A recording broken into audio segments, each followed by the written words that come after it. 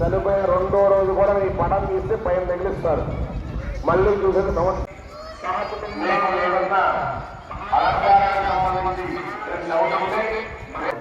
ఏమి చిత్రపటాలు కొనాల్సిన లేదు. ఒక్క ఈ దీపారాధన కుందితో చేసేటువంటి కార్యక్రమం చాలు మొత్తం మార్చేస్తుంది గురవాతావరణాన్ని. ఇది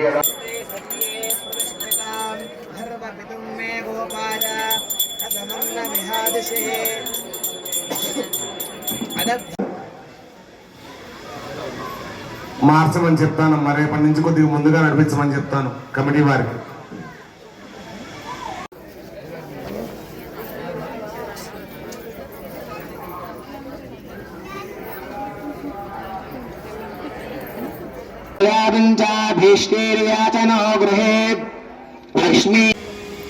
మనం ఏం చేస్తామంటే సహజంగా మనకి ఆ ఉండేటువంటి గూడుకు తగ్గట్టుగా చిన్న కుందులు ఇత్తడివి కానీ లేదా వెండివి కానీ ఏర్పాటు చేసుకుంటాం. అవునా? అవి మీ పూజా మందిరానికి సరిపడా ఉంటాయమ్మా. కానీ మీ యొక్క యోగానికి, స్త్రీ సౌఖ్యానికి, మీ ప్రశాంత సరే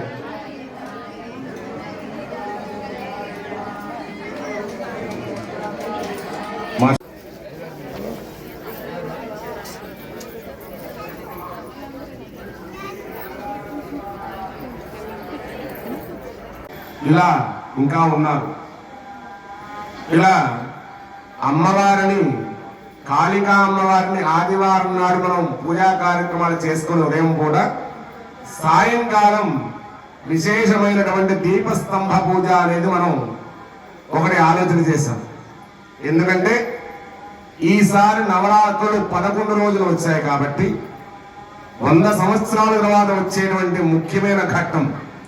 అందుకే ఈసారి ఆదివారం నాడు దీపస్తంభ పూజ అది ఏ విధంగా ఉండాలనేది కూడా మీకు నమూనా ఏర్పాటు చేశాం.